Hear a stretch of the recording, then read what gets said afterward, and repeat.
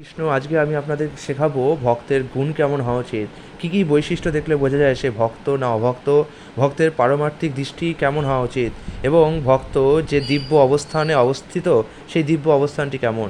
আগে আমাদের জানতে হবে যে শ্রীকৃষ্ণ কাদেরকে বলেছেন যে যারা ভক্ত হয়।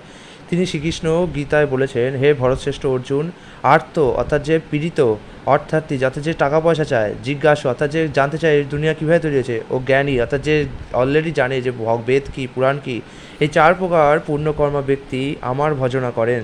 এছাড়াও মহারাজ নিমিকে শ্রীকবি বোঝাচ্ছেন ভাগবতে, যিনি ভাগবত উত্তম, তিনি সর্বভূতে আত্মার আত্মাস্বরূপ ভগবান শ্রীকৃষ্ণকেই দেখেন এবং আত্মার আত্মাস্বরূপ শ্রীকৃষ্ণে সমস্ত জীবকে দেখেন। এছাড়াও নিমি মহারাজের প্রতি শ্রীকবি আরও বলছেন যে ভক্ত ঈশ্বরের প্রেম, ভক্তে মৈত্রী অর্থাৎ ভগবানকে ভালোবাসেন, ভক্তকে ভালোবাসেন, অজ্ঞান ব্যক্তিদের কৃপা করেন এবং বিদ্বেষী যারা বিদ্বেষ পরায়ণ তাদের উপেক্ষা করেন, তিনি মধ্যম ভক্ত। এরপরেও তিনি বলছেন, যিনি লৌকিক ও পারিবারিক প্রথাক্রমে পরম্পরাগত শ্রদ্ধার সঙ্গে অর্চা মূর্তিতে হরিকে পূজা করেন, অথচ শাস্ত্র অনুসরণের দ্বারা শুদ্ধ ভক্তিতত্ত্ব অবগত না হয় হরিভক্তদের পূজা করেন না, তিনি প্রাকৃত ভক্ত অর্থাৎ ভক্তিপর্ব আরম্ভ করেছেন মাত্র, তাকে ভক্তপ্রায় বা বৈষ্ণবভাবাস বলা হয়, অর্থাৎ যিনি ভগবানকে তো পূজা করেন কিন্তু ভক্তদের অশ্রদ্ধা করেন তিনি প্রাকৃত ভক্ত। তেমনি ভক্তিবিনোদ ঠাকুর বলছে, কৃষ্ণ শেষ তোমার, কৃষ্ণ দিতে পারো, তোমার শক্তি আছে, শ্রীকৃষ্ণ তোমারই, তুমি কৃষ্ণকে আমার কাছে দান করতে পারো, তোমার এই রকম শক্তি আছে। এছাড়াও পদ্মাবলিতে এটি তিনি বলেছেন, রূপ গোস্বামী বলেছেন, সংসার ভয়ে ভীত মানুষেরা কেউ শ্রুতিকে, কেউ স্মৃতিকে, কেউ বা মহাভারতকে ভজনা করুন, আমি কিন্তু কেবল শ্রীনন্দেরই বন্দনা করি, যার অলিন্দে শ্রীকৃষ্ণ খেলা করেন। এছাড়াও দুর্বাসা মুনির প্রতি ভগবান নারায়ণ নিজে বলেছেন, সাধু মহাত্মারা আমার হৃদয় এবং আমিও তাদের হৃদয়, তারা আমাকে ছাড়া অন্য কিছু জানে না এবং আমিও তাদের ছাড়া অন্য কাউকে আমার বলে জানি না। কৃষ্ণদাস কবিরাজ বলেছেন, আমি জগাই মাদাই থেকেও পাপিষ্ঠ, এমনকি বিষ্ঠার যে কীট সে তার থেকেও অধম। এছাড়াও যিনি আমার নাম শুনেন তার পুণ্য ক্ষয় হয়ে যায়, যিনি আমার নাম উচ্চারণ করে তার পাপ ক্ষয়। ভক্তের মনোভাব এমনই হওয়া উচিত, ভক্তর কখনোই মনে করা উচিত না সে নিজে বড় ভক্ত হয়ে গেছে, বরং তার মনে করা উচিত সে এতই পাপী যে তার পক্ষে কৃষ্ণ কৃপা করলেই তিনি একদম উদ্ধার পাবেন। কৃষ্ণদাস কবিরাজ আরও বলেছেন, শ্রীকৃষ্ণের প্রতি যদি কোনো ভক্তের প্রাকৃত প্রেম জাগ্রত হয়, সেই প্রেমেরই স্বভাব এমনই যে সেই ভক্ত নিজেকে ভক্ত বলে গণ্যই করেন না, বরং তিনি সর্বদাই মনে করেন যে শ্রীকৃষ্ণের প্রতি প্রেমের গন্ধমাত্র আমার নেই। ভক্তিবিনোদ ঠাকুর বলেছে, তুমি তো পরমেশ্বর ভগবান, অনুগ্রহ করে আমাকে তোমার পোষা কুকুর বলে গণ্য করবে। পশুদের মধ্যে কুকুরকে খুবই দুচ্ছাই করা হয়, তো ভক্তিবিনোদ ঠাকুর যিনি এত মহান ভক্ত ছিলেন তিনিও নিজেকে ভগবানের চরণে একজন সাধারণ কুকুর রূপে গণ্য করিয়েছেন। এছাড়াও তিনি বলেছেন, তোমার ভক্ত হয়ে যেখানে তোমার ভক্তদের বাস সেখানে কীট রূপে নট ভক্ত রূপে কীট রূপে জন্ম নিতেও আমি প্রস্তুত, তবে তোমার প্রতি ভক্তিহীন হয়ে ব্রহ্মার জন্ম লাভ করার ইচ্ছাও আমার নেই। এছাড়াও নরোত্তম দাস ঠাকুর বলেছেন, হে শ্রীকৃষ্ণ, হে নন্দসূত, হে বৃষভানুর কন্যা শ্রীমতী রাধার সঙ্গী, আমাকে এবার করুণা করো, অবশেষে আমি তোমার রাঙা চরণ পেলাম, কৃপা করে আমাকে সেখান থেকে ঠেলে দিও না, তুমি ছাড়া আমার আশ্রয় আর কেই বা আছে। চৈতন্য চরিতামৃতে রূপ গোস্বামীকে শ্রী চৈতন্য মহাপ্রভু শিক্ষা দিচ্ছেন, বৈদিক জ্ঞানের অনুগামীদের মধ্যে অধিকাংশই সকাম কর্মের অনুষ্ঠান করছেন এবং ভালো কোনটা এবং মন্দ কোনটা তার পার্থক্য করে যাচ্ছেন। সেই রকম নিষ্ঠাবান কোটি কোটি ভক্তের মধ্যে, কোটি কোটি সকাম কর্মীর মধ্যে কদাচিৎ একজন ব্যক্তি থাকেন যিনি সকাম কর্মীদের থেকে শ্রেষ্ঠ হন। এছাড়াও ভাগবতে বলা হয়েছে সেই রকম কোটি কোটি এছাড়াও চৈতন্য চৈতন্যতে আরও বলা হয়েছে, সেই রকম কোটি কোটি জ্ঞানীর মধ্যে একজন, কদাচিৎ একজন মুক্তি লাভ করেন, আবার সেই রকম কোটি কোটি মুক্তি লাভেরকারী ব্যক্তির মধ্যে একজন, মাত্র একজন কৃষ্ণ ভক্ত হয়, অর্থাৎ কৃষ্ণ ভক্তি এতটাই দুর্লভ। এছাড়াও ভাগবতে বলা হয়েছে, হে মহর্ষি, মহারাজ পরীক্ষিত বলছেন, হে মহর্ষি, কোটি কোটি মুক্ত ও সিদ্ধদের মধ্যে নারায়ণ পরায়ণ প্রশান্তাত্মা পুরুষ অত্যন্ত দুর্লভ। এছাড়াও রূপ গোস্বামী প্রতি চৈতন্য মহাপ্রভু চৈতন্য চৈতামৃতে বলেছেন, কৃষ্ণভক্ত নিষ্কাম বলেই শান্ত, অর্থাৎ তাদের কোনো কামনা নেই বলে তারা শান্ত, কিন্তু সকাম কর্মীরা জড়ভোগ কামনা করেন, আর জ্ঞানীরা মুক্তি কামনা করেন, আর যোগীরা জড়জাগতিক কামনা করেন, জড়জাগতিক সিদ্ধি কামনা করেন, অর্থাৎ সবাই কেউ না কিছু কিছু কামনা করেই যাচ্ছেন, একমাত্র কৃষ্ণ ভক্তরাই কিছু কামনা করে না। তাই কৃষ্ণ ভক্ত বাদে সবাই কামার্ত আর অশান্ত। এছাড়াও ভাগবতে বলা হয়েছে যারা এই পথ অবলম্বন না গীতায় বলা হয়েছে যারা এই পথ অবলম্বন করছে অর্থাৎ ভক্তির পথ অবলম্বন করছে তাদের নিশ্চয়াত্মিকা বুদ্ধি একনিষ্ঠ। হে কুরুনন্দন, অস্থির চিত্ত মানে যাদের মন অস্থির সকাম ব্যক্তিদের বুদ্ধি বহু শাখা বিশিষ্ট ও বহুমুখী, অর্থাৎ যে ব্যক্তির মন অস্থির তার বুদ্ধিও সবসময় এদিক ওদিক ছুটতে থাকবে। ভাগবতে বলা হয়েছে সে সুদ গোস্বামী যে সমস্ত মহর্ষিরা সর্বতভাবে পরমেশ্বর ভগবানের শ্রীপাদপদের আশ্রয় গ্রহণ করেছেন তাদের সঙ্গ প্রভাবে অর্থাৎ দর্শন মাত্রই জীব পবিত্র হয়, কিন্তু সুরধ্বনি গঙ্গার জল সাক্ষাৎ সেবা অর্থাৎ স্পর্শ নবগায়ন আদি করার পরেই মানুষকে পবিত্র করে, অর্থাৎ গঙ্গার জল ছোঁয়ার পরে মানুষ পবিত্র হয়, কিন্তু ভক্তকে ছুতেও হয় না, তাদের দেখা পেলেই মানুষ পবিত্র হয়ে যায়।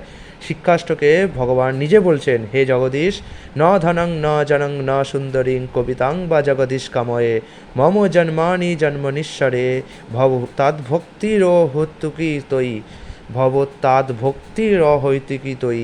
হে জগদীশ, আমি ধন জন সুন্দরী স্ত্রী অথবা সকাম কর্ম কামনা করি না, আমি কেবল এই কামনা করি যে জন্ম জন্মান্তরে যেন আমি তোমার প্রতি অহৈতুকী মানে কোনো কারণ লাগবে না, অর্থাৎ ভক্তি অর্জনের যে কোনো কারণ লাগে এই কারণে ভক্তি করবো এরকম কোনো কারণ যেন না থাকে, তাকে বলা হয় অহৈতুকী ভক্তি, এমন ভক্তি লাভ করতে পারি।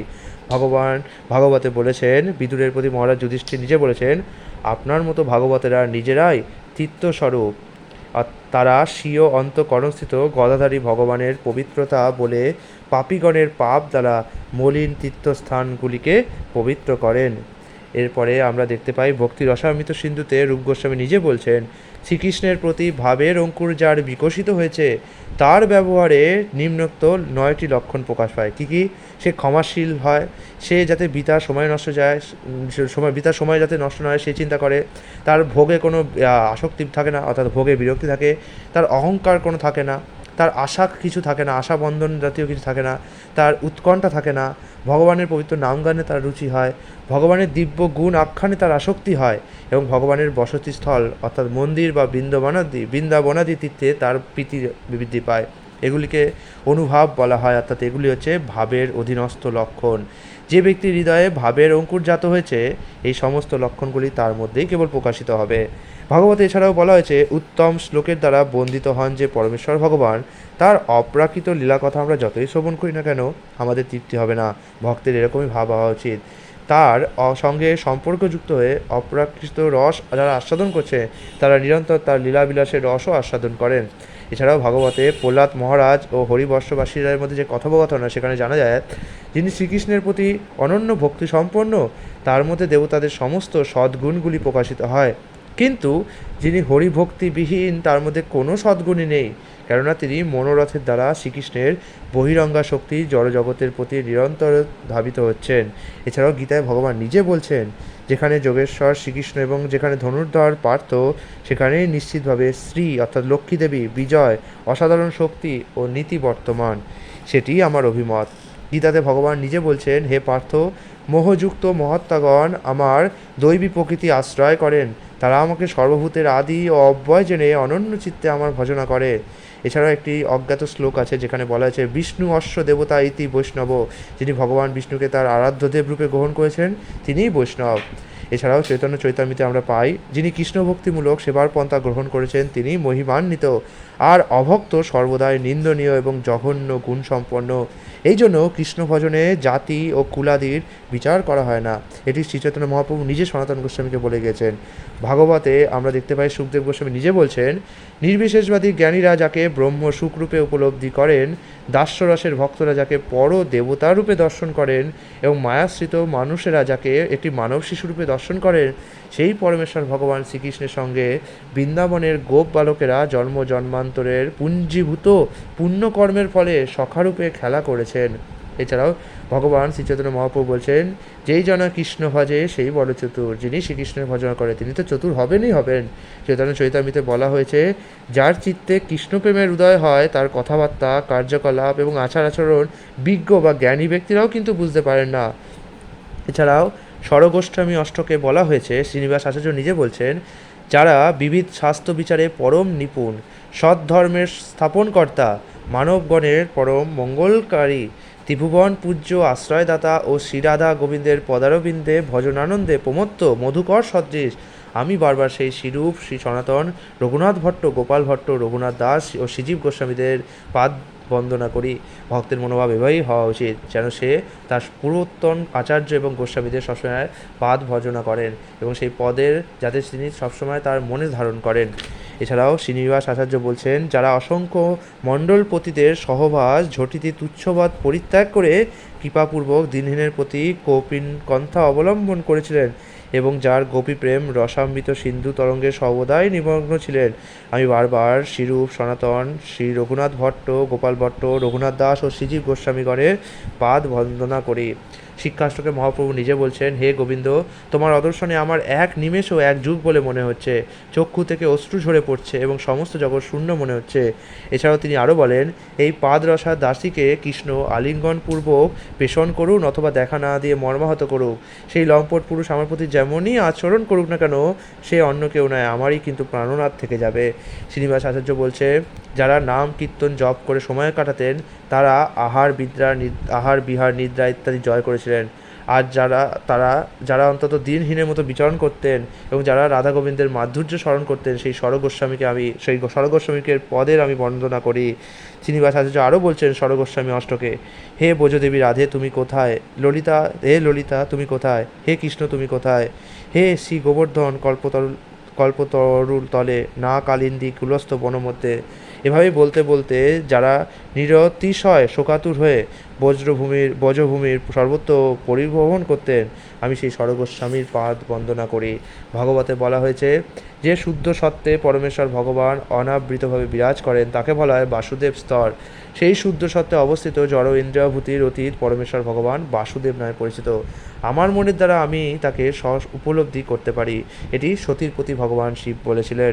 গীতায় ভগবান নিজে বলছেন, সমস্ত জীবের পক্ষে যা রাত্রিস্বরূপ, সেই সময় স্থিতপ্রজ্ঞ ব্যক্তিরা জেগে থাকেন এবং আত্মবুদ্ধিনিষ্ঠ আনন্দকে অনুভব করেন, আর যখন জীবেরা জেগে থাকে স্থিতপ্রজ্ঞ ব্যক্তির কাছে তখন তা রাত্রি মনে হয়। এছাড়াও শ্রী ঈশোপনিষদে বলা হয়েছে, যিনি সর্বদা সব জীবকে ভগবানের সঙ্গে অভিন্ন চিৎকণা রূপে দর্শন করে তিনিই তত্ত্বদর্শী জ্ঞানী। তার কোনো শোক থাকা উচিত নয়, তার মোহ থাকা উচিত নয়। গীতায় বলা হয়েছে, যারা ব্রাহ্মণ, চণ্ডাল, গরু, হস্তি আর কুকুরের সমদর্শী তারাই পণ্ডিত। এছাড়াও গীতাতে ভগবান বলেছেন, যিনি এইভাবে চিন্ময় ভাব লাভ করেছেন তিনি পরম ব্রহ্মকে উপলব্ধি করেছেন এবং তিনি সম্পূর্ণরূপে প্রসন্ন। এগুলো সব ভক্তের মানসিক অবস্থা বর্ণনা করছে। তিনি কখনোই কোনো কিছুর জন্য শোক করেন না বা কোনো কিছু আকাঙ্ক্ষাও করেন না। তিনি সবার প্রতি সমদৃষ্টি সম্পন্ন। তিনিই কেবল আমার শুদ্ধ ভক্তি পেতে পারেন। এছাড়াও ভগবান আরও বলছেন, এই অবস্থায় শুদ্ধ অন্তঃকরণের শুদ্ধ মনে আমাকে উপলব্ধি করে যোগী আত্মাতেই তখন পরম আনন্দ লাভ করে, অর্থাৎ যোগীর আর বাইরের আনন্দ দরকার হয় না। সেই আনন্দময় অবস্থায় অপ্রাকৃত ইন্দ্রিয়ের দ্বারা অপ্রাকৃত সুখ অনুভূত হয়। এই পারমার্থিক চেতনায় অবস্থিত বলে যোগী আর আত্মতত্ত্বজ্ঞান থেকে বিচলিত হয় না। চৈতন্য চরিতামৃতের মধ্যলীলায় বলা হয়েছে, যেখানে রামানন্দ রায়কে শ্রী চৈতন্য মহাপ্রভু নিজে বলছেন, মহাভাগবত স্থাবর জঙ্গম দর্শন করেন কিন্তু তিনি তাদের রূপ দর্শন করেন না। পক্ষান্তরে তিনি সর্বত্র পরমেশ্বর ভগবানকে দর্শন করে। অর্থাৎ যে মহাভাগবত ভক্ত ব্যক্তি সে সব কিছু দেখে কিন্তু তাকে সে রূপ হিসেবে দেখে না, অর্থাৎ সে একটা সুন্দর ফুলের মধ্যে সুন্দর ফুলের রূপটাতে না দেখে তাতে ভগবানকেই দেখতে পায়।